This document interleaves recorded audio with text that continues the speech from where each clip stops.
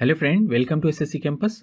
दोस्तों, जैसे कि हम जानते हैं कि कोई भी दवा जब आप लेते हैं तो दवा लेने के दो तरीके होते हैं। दवा आप खाते हैं मुंह से और पेट में चला जाता है, या फिर इंजेक्शन के माध्यम से आपके बॉडी में चला जाता है। तो कभी भी आपने ये सोचा है कि जो दवा आपके पेट में गया वो पेट में क्या कर रहा है? उस दवा को कैसे पता कि हमें कहाँ जाना है और किस पार्ट को ठीक करना है?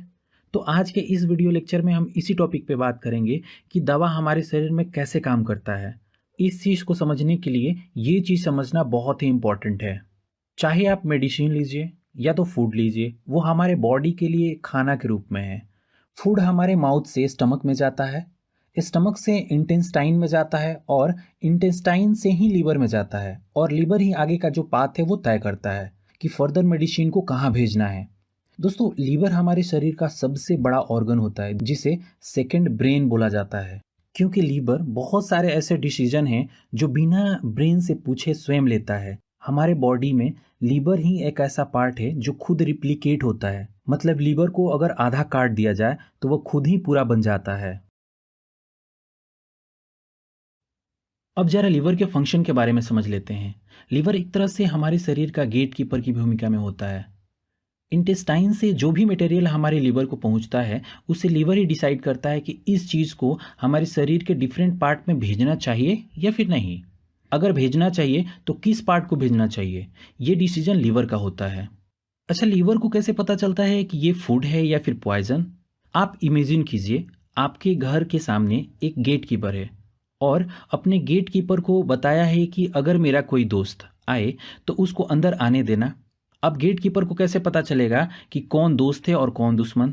तो आपने एक लिस्ट दे दिया जिसमें दोस्त और दुश्मन दोनों हैं, तो वो आसानी से पहचान सकता है कि कौन दोस्त है और कौन दुश्मन।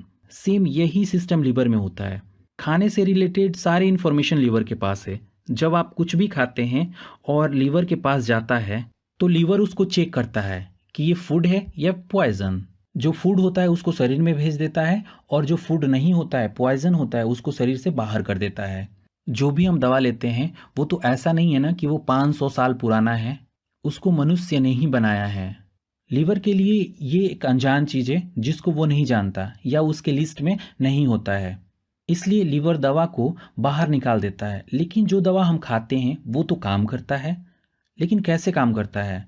तो देखिए, इसके लिए इंसान ने अपना दिमाग लगाया। इसको जरा हम एग्जाम्पल के थ्रू समझते हैं। मान लीजिए कि ये एक पुलिस वाला है। इसको इंस्ट्रक्शन मिला है कि जितनी भी गाड़ी यहाँ से जाएगी सबको आपको चेक करना है। हो सकता है इस गाड़ी में कोई चोर हो, और चोर का पिक्चर ये रहा। ये पुलिस वाला हर मिनट में 2 गाड़ी को चेक करता है। इस तरह चोर बच नहीं सकता। लेकिन चोर बहुत चालाक है। उसने देखा कि इनकी कैपेसिटी 1 मिनट में 2 गाड़ी चेक करने की है। अब चोर हर मिनट में 4-4 गाड़ियां भेजना शुरू कर दिया।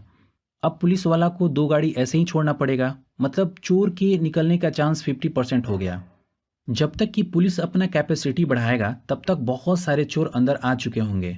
सेम थिंग लीवर के साथ होता है। जब हम दवा लेते हैं तो लीवर उस दवा को रोक देता है। तो हम क्या करते हैं, जितनी कैपेसिटी लीवर को दवा रोकने की है उससे दुगुनी दवा का डोज लेते हैं। अब 50% दवा जिसको लीवर रोक नहीं पाता वो ब्लड वेसल के थ्रू हमारे अफेक्टेड पार्ट तक पहुंचकर उसे ठीक करता है। अब लीवर धीरे धीरे मेडिसिन को रोकने की कैपेसिटी को बढ़ाता है, और जब उसकी कैपेसिटी बढ़ जाता है तो दवा फिर से काम करना बंद कर देता है, जिसे डॉक्टर दवा का डबल डोज देते हैं। डायबिटीज़, पेन किलर और हाई ब्लड प्रेशर के केस में ऐसे ही होता है। फिर धीरे धीरे एक ऐसा कंडीशन आता है जब लीवर या तो डैमेज हो जाता है या तो अपनी इतनी कैपेसिटी को बढ़ा लेता है कि दवा ही काम करना बंद कर देता है। तब डॉक्टर डायरेक्ट इंजेक्शन का सहारा लेते हैं। मतलब बिना लीवर के हेल्प लिए डायरेक्ट मेडिसिन को बॉडी में इंजेक्ट करते हैं। एक बात आपको बहुत अच्छे से याद रखनी है कि जो हमारा इंजेक्शन होता है वो हेल्थ के लिए बहुत ही खराब होता है, क्योंकि ये ब्लड वेसल के इंडोथेलियम लेयर पर घाव बना देता है। क्या आपको पता है कि ये इंडोथेलियम जो लेयर है वो एक केमिकल को प्रोड्यूस करता है जिसका नाम नाइट्रिक ऑक्साइड है, जो कि आपके डिजीज़ को रोकने का काम करता है। नाइट्रिक ऑक्साइड के डिस्ट्रॉय होने से हमारे बॉडी का सिग्नलिंग सिस्टम जो होता है फेल हो जाता है। यहाँ पर एक वर्ड है सिग्नलिंग सिस्टम। तो जरा सिग्नलिंग सिस्टम के बारे में हम समझ लेते हैं कि ये क्या होता है।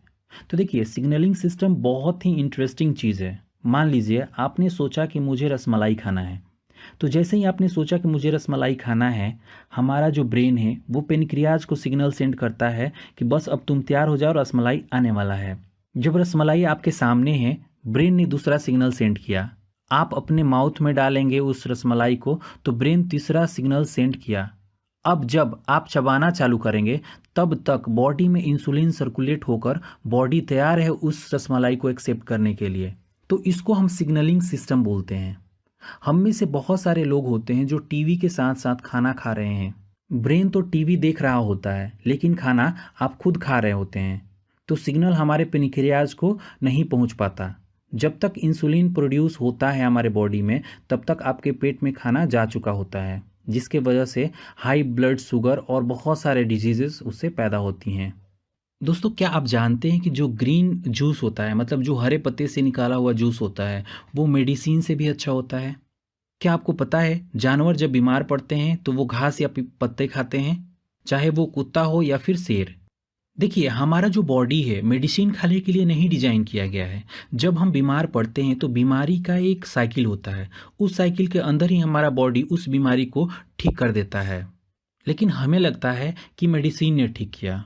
मेडिसिन केवल रिलीफ देता है, पल भर के लिए आपको फील होगा कि दर्द तो गायब हो गया, बट मेडिसिन से फुल्ली क्योर नहीं होता। जो फुल्ली क्योर होता है ना, वो आपका बॉडी ही करता है।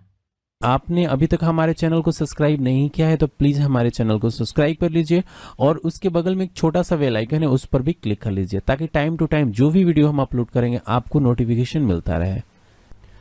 दोस्तों, आप मुझे फेसबुक पर भी फॉलो कर सकते हैं। अगर आपको यह वीडियो अच्छी लगी तो इस वीडियो को व्हाट्सएप तथा फेसबुक पर शेयर अवश्य करें। कृपया हमें कमेंट कर बताएं कि यह वीडियो आपको कैसी लगी। आपके सुझाव का हमेशा स्वागत रहेगा। वीडियो को देखने के लिए थैंक यू।